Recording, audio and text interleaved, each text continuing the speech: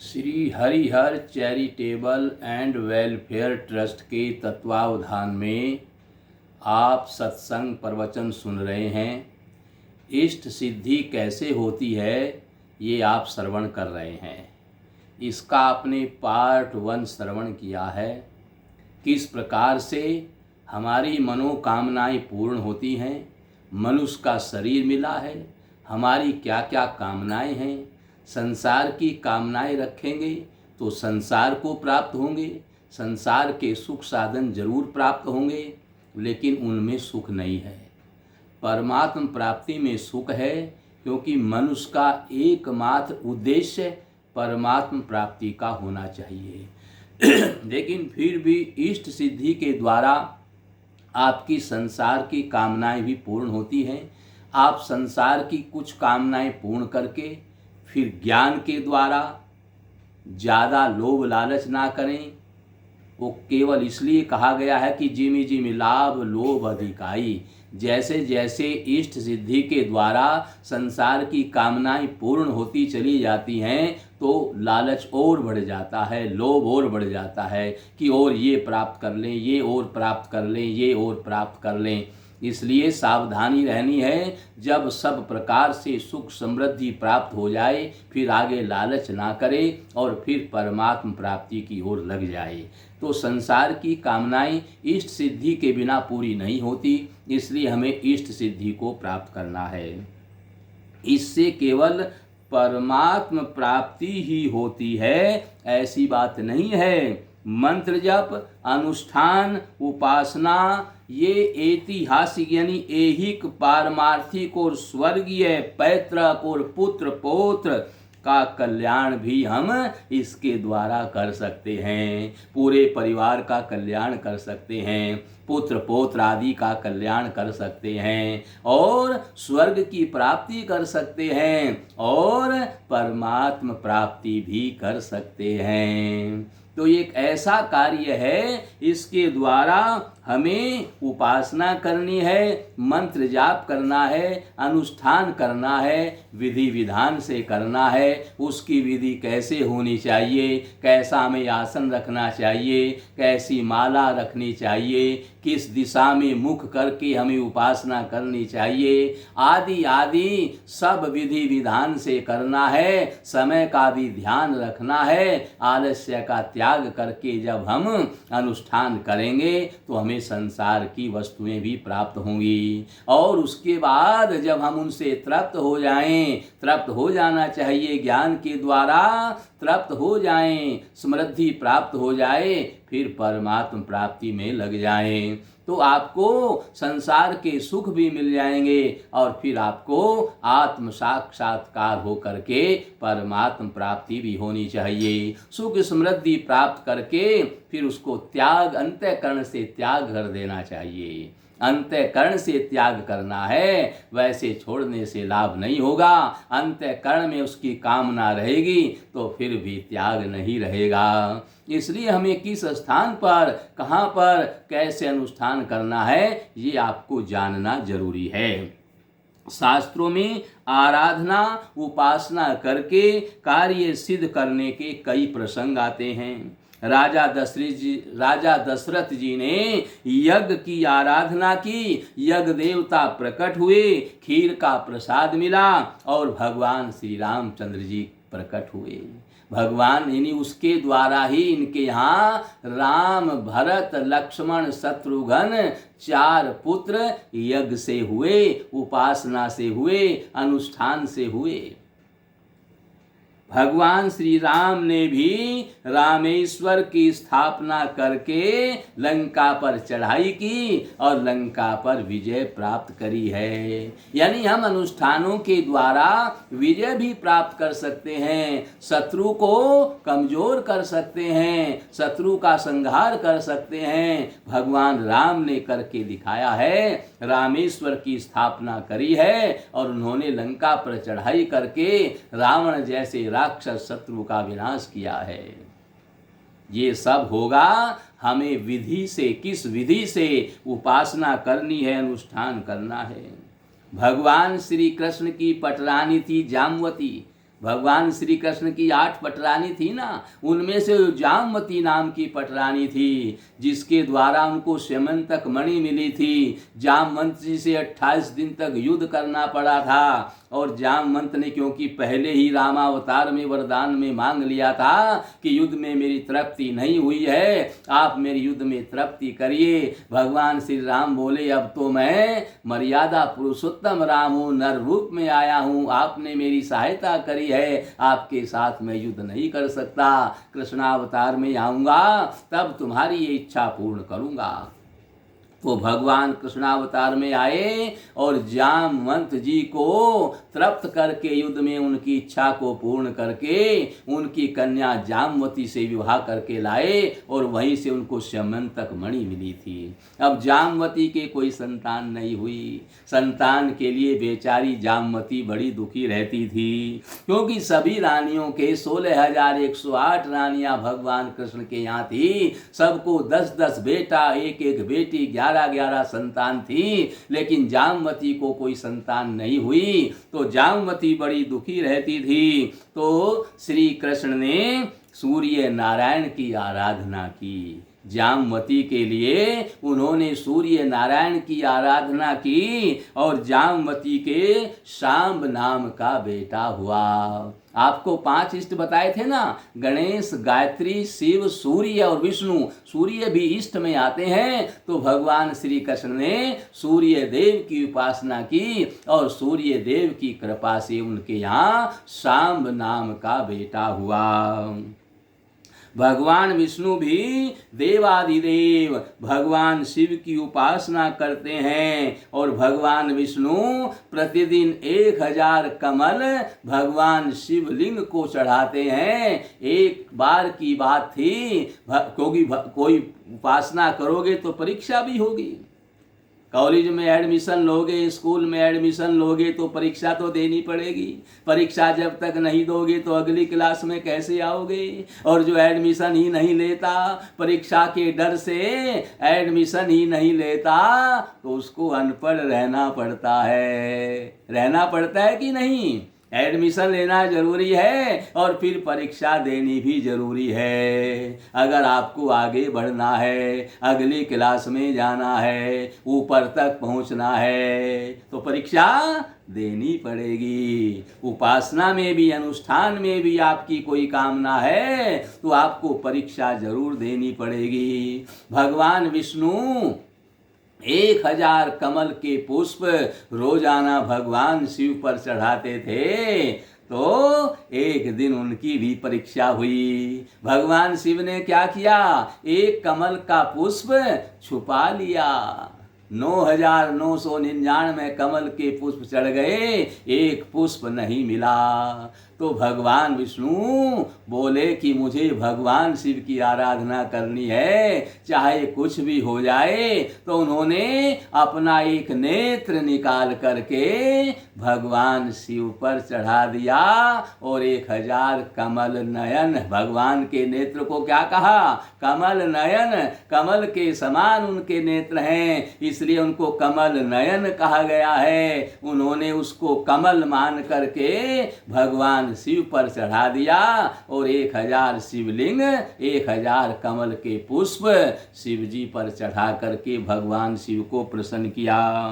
कमल चढ़ाते समय जब उन्होंने 1000 वाणी अपना कमल नयन भगवान शिव पर चढ़ाया, तो भगवान शिव प्रसन्न हो गए। और भगवान विष्णु को उन्होंने प्रसन्न होकर के शिव जी ने क्या दिया, सुदर्शन चक्र। भगवान विष्णु के पास जो सुदर्शन चक्र है, ये कहाँ से मिला है, भगवान शिव की कृपा से मिला है। उपासना के द्वारा उन्होंने जब भगवान शिव को प्रसन्न कर दिया, अपना कमल नयन उनके ऊपर चढ़ा दिया, तो भोलेनाथ प्रसन्न हो गए, और उन्होंने भगवान विष्णु को सुदर्शन चक्र प्रदान किया। अब आपको पता चला भगवान विष्णु के पास सुदर्शन चक्र कहाँ से आया? उपासना के द्वारा। तो उपासना के द्वारा हम सभी कामनाएं पूर्ण कर सकते हैं, लेकिन उसमें विधि विधान करना है, दृढ़ विश्वास करना है, आलस्य रहित होना है और समय पर करना है, और स्थान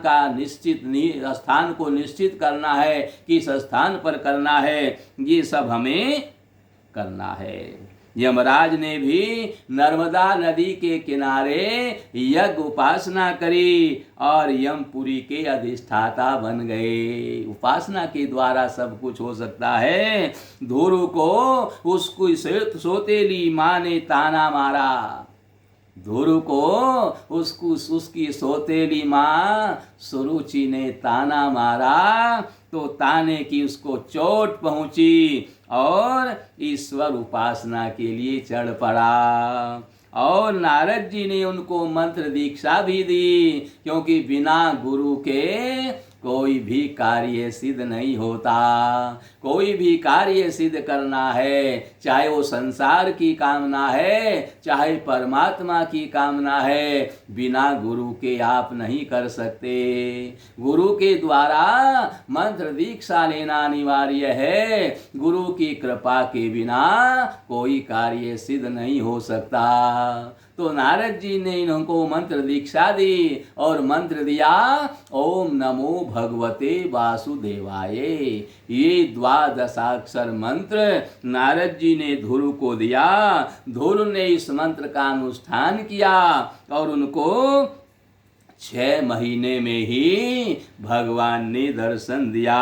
परमात्मा उनके सामने प्रकट हो गए। और क्योंकि ये परमात्मा, ये मंत्र जाप, ये उपासना परमात्मा का टेलीफोन है। जैसे आप टेलीफोन के द्वारा पूरे ब्रह्मांड में, पूरे विश्व में वार्ता कर सकते हैं। पूरे विश्व में कहीं भी आपको जिससे वार्ता करनी है, केवल सही नंबर डायल करना है। सही नंबर डायल कर दोगे, सही नंबर लगा दोगे, तो उससे आपकी बात हो जाएंगी। तो भगवान से, परमात्मा से, यानी किसी भी देवता से आपको वार्ता करनी है, उसका टेलीफोन नंबर उसकी उपासना है। सही टेलीफोन यानी सही नंबर डायल करोगे तभी वार्ता होगी। तो सही विधि विधान से मंत्र उपासना करोगे तो सही नंबर जा करके लगेगा और उसी देवता से आपकी वार्ता हो जाएगी।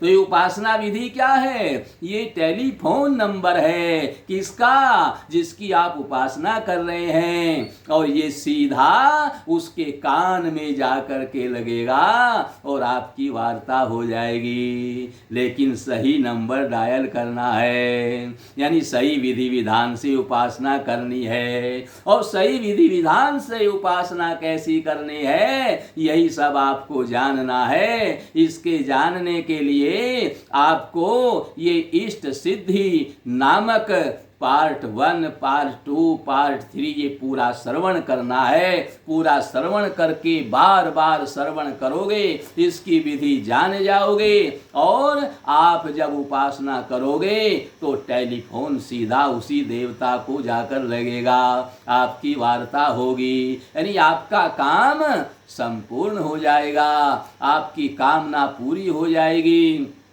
तो ये मंत्र ऐसा साधन है जो हमारे भीतर सोई हुई चेतना को जगा देता है और हमारी महानता को प्रकट कर देता है। हमारी सुषुप्तियों को, जो शक्तियां हमारी सोई हुई हैं, उन सब शक्तियों को जागृत कर देता है। परमात्मा ने सारी शक्तियां हमारे अंदर लगा करके हमें भेजा है कि इनको जागृत करके रखना। संसार में आसक्ति रखोगे तो फिर ये जागृत कैसे होंगी? इसलिए सावधान होकर के सही स्थान पर, सही समय पर, सही विधि विधान से इन शक्तियों को जागृत करके हमसे वार्ता कर सकते हो। ये हमारा टेलीफोन नंबर है। ऐसा परमात्मा ने हमें करके भेजा है।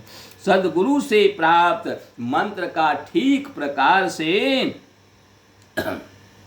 विधि एवं अर्थ से प्रेम पूर्ण हृदय से जप किया जाए।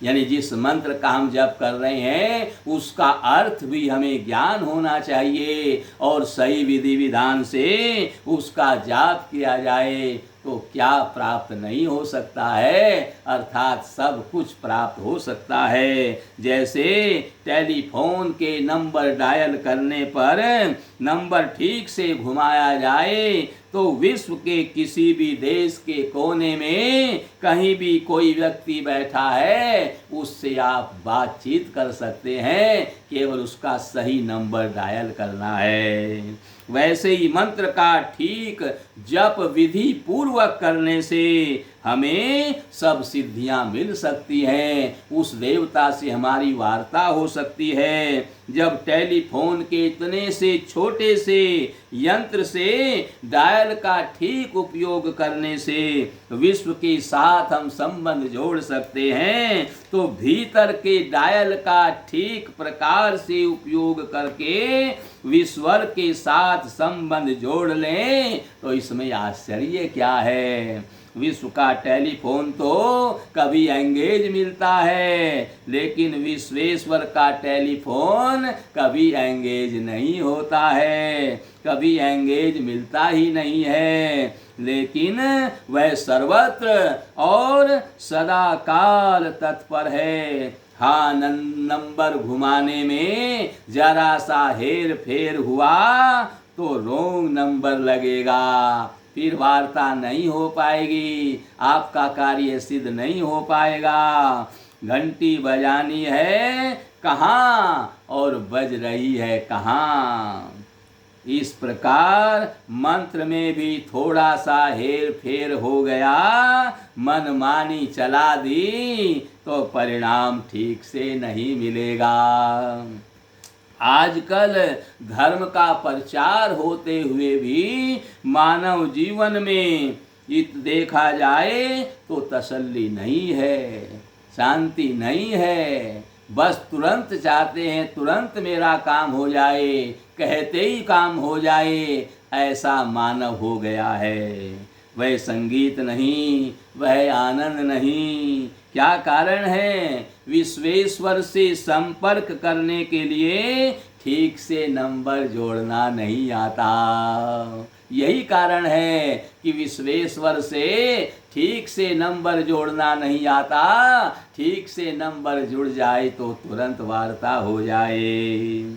मंत्र का अर्थ नहीं समझते, अनुष्ठान की विधि नहीं जानते या जानते हुए भी लापरवाही करते हैं तो मंत्र सिद्ध नहीं होता। और जब तक मंत्र सिद्ध नहीं होगा तब तक टेलीफोन से वार्ता कैसे होगी। मंत्र जपने की विधि, मंत्र के अक्षर, मंत्र का अर्थ, मंत्र का अनुष्ठान की विधि हम जान लें तो हमारी योग्यता खिल उठती है।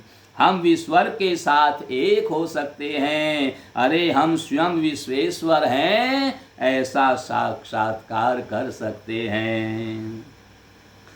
अब कहते हैं अनुष्ठान की आवश्यकता क्या है। अरे अनुष्ठान की आवश्यकता तो है, बिना अनुष्ठान के कैसे होगा।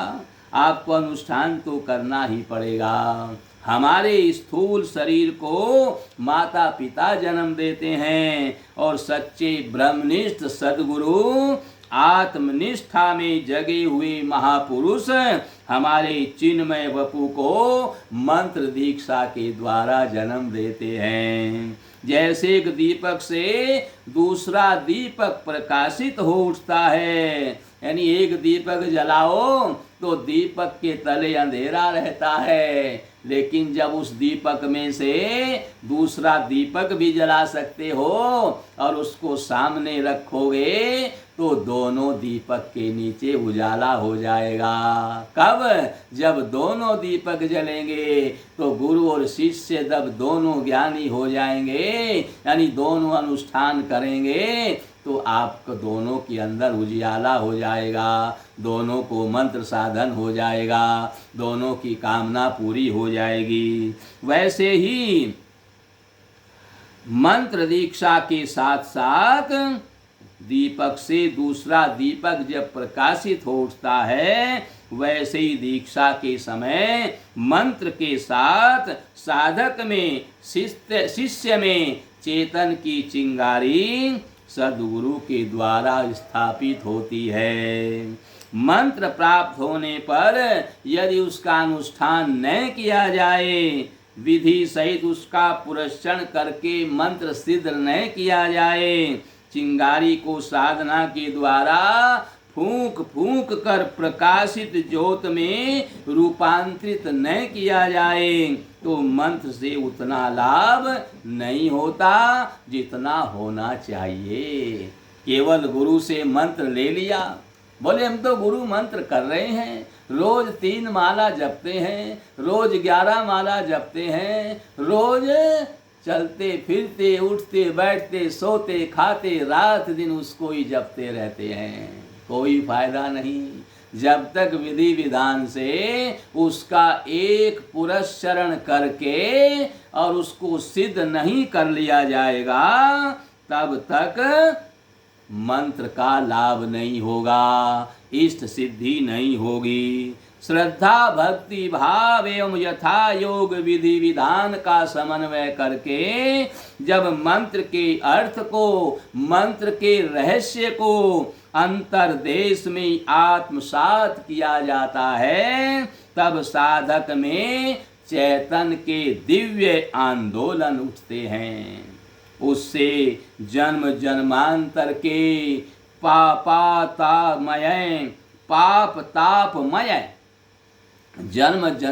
जन्मांतर के पाप तापमय जो संस्कार हैं वो घुलने लगते हैं, जो उसके अंदर पाप भरे हुए हैं, जो उसके अंदर छल कपट भरे हुए हैं, वे सब समाप्त होने लगते हैं, वे सब घुल करके मिट जाते हैं। चेतना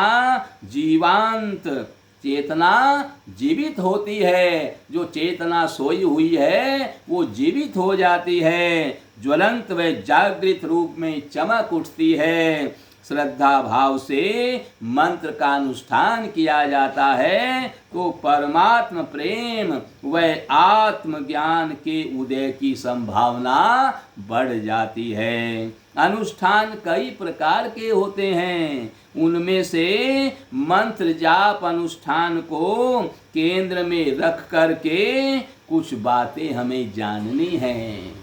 जब तक इन बातों का ज्ञान नहीं होगा, इन बातों को नहीं जानेंगे, तब तक मंत्र का अनुष्ठान कैसे करेंगे। मंत्र का अनुष्ठान कैसे करना है, किस प्रकार से करना है, किस समय करना है, किस दिशा में मुख करना है, कौन सी माला रखनी है, और ये सब बातों का ज्ञान हमें पहले प्राप्त करना है, तब हम अनुष्ठान करेंगे तो मंत्र जागृति होगी। हमारे अंदर सोई हुई जो चेतना है वो जागृत हो जाएगी और हमें फिर लाभ होगा, ज्ञान होगा, फिर आनंद अंदर ही अंदर उठेगा और इष्ट देव के द्वारा हमें सब वस्तुएं प्राप्त होती चली जाएंगी। नारायण नारायण।